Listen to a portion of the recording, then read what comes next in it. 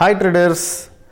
ஒரு கதை 2018 ஒரு தமிழ்நாட்டில் ஒரு சின்ன மூலையில் வெறும் 2 லட்ச ரூபாய் கேபிட்டலோட ஆப்ஷன் செல்லிங் பண்ணலாம் அப்படின்னு தன்னுடைய கேரியரை ஒரு ட்ரேடர் ஸ்டார்ட் பண்ணார். ஒரு 4-5 மாதம் ட்ரேட் பண்ணதுக்கு அப்புறமா பார்த்தா அவருடைய கேபிட்டல் 2 லட்சத்துலேருந்து அப்படியே குறைஞ்சி 90,000 ரூபாவை குறைஞ்சி போச்சு. 1,10,000 ரூபாய் லாஸ்னா ஏதோ ஒரே ட்ரேடில் ஒரு தப்பான ட்ரேடில் லாஸ் ஆச்சுன்னு நினைக்காதீங்க. இதில் ஒரு 3,000, அதில் ஒரு 4,000, இதில் ஒரு 5,000 அப்படின்னு சொல்லிட்டு அப்படியே இங்கேயும் அங்கேயுமா சேர்ந்து மொத்தமாக 1,10,000 லாஸு. ஸோ கேபிட்டல் 50% மேலே குறைஞ்சதுக்கப்புறம் எங்கடா தப்பு நடக்குது அப்படின்னு இப்போ நம்மளால் அனலைஸ் பண்ண ஆரம்பித்தார்.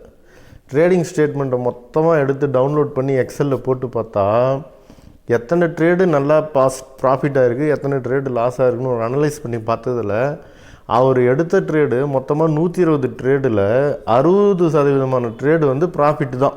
அதாவது 120 ட்ரேட்ஸில் 60% ப்ராஃபிட்டபிள் ட்ரேடு தான். அப்படி இருந்தும் ஏன் 1,10,000 ரூபாய் லாஸ் ஆச்சு அப்படின்னு பார்த்தா நம்மளால் எடுத்த ட்ரேடில் ப்ராஃபிட்டுன்னு வந்துச்சுன்னா 900க்கு மேலே வச்சுக்கிறது கிடையாது. அதுவே லாஸ் ஆச்சு அப்படின்னா அவர் போட்ட ஸ்டாப் லாஸ் படி வெயிட் பண்ணுவார். லாஸ்ன்னு வந்துச்சுன்னா ஆவரேஜாக 3,000 ரூபாய் லாஸ் ஆகிருக்கு. ஸோ இந்த அடிப்படையில் தான் வின்னிங் ரேட்டு 60% மேலே இருந்தவுமே அவரால் ப்ராஃபிட்டபிள் ட்ரேடராக பண்ண முடியல, ட்ரேடை ப்ராஃபிட்டபுளாக பண்ண முடியல. அதாவது ட்ரேட் எடுக்கிறது அனலைஸ் பண்ணிவிட்டு 900 ரூபாய் 800 ரூபாய் ப்ராஃபிட் போச்சுன்னா டக்குன்னு புக் பண்ணிடுறது. டார்கெட் வரைக்கும்லாம் வெயிட் பண்ணுறது கிடையாது.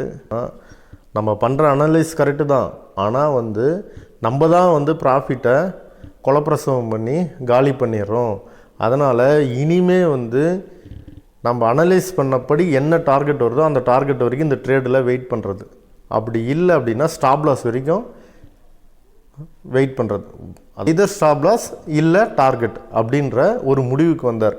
ஆனால் இந்த முடிவு வந்த உடனே அதை இம்ப்ளிமெண்ட் பண்ணிட முடியுமா அப்படின்னா அவ்வளோ சீக்கிரம் அந்த மாற்றம் அவர் மைண்டுக்குள்ளே கொண்டு வர முடியல. ஏன் அப்படின்னா அவர் இது வரைக்கும் 1000 ரூபாய் ப்ராஃபிட்டே அவர் பார்த்தது கிடையாது. மெதுவாக அவரை முயற்சி பண்ணி அவருடைய ஒரு ட்ரேடில் 4,000, 2,000, 3,000, 4,000 அப்படின்ற வரைக்கும் அவருடைய ப்ராஃபிட் போகும்போது அந்த ஸ்க்ரீனை பார்க்கும்போது அவருக்கே கை கால்லாம் நடுங்க ஆரம்பிச்சிருச்சு. ஏன்னா அது வரைக்கும் அவர் அந்த ப்ராஃபிட்டை பார்த்ததே கிடையாது. ஸோ அவர் டார்கெட் வரைக்கும் வெயிட் பண்ண ஆரம்பித்தார். ஸோ அவருடைய டார்கெட் வரும்பொழுது 4,200 ரூபாய் அப்படின்ற ஒரு ப்ராஃபிட் காட்டினது. டார்கெட்டுன்னா ஒரு அனலைஸ் பண்ண டார்கெட், இங்கேருந்து நிஃப்டி இங்கே போகும் அப்படின்ற அந்த டார்கெட் பண்ணும்பொழுது 4,200 ரூபாய் ப்ராஃபிட் போகும்போது அதுதான் அவர் வாழ்க்கையில் ஃபஸ்ட்டு அவர் மூளை பார்க்குற முதல் ப்ராஃபிட்.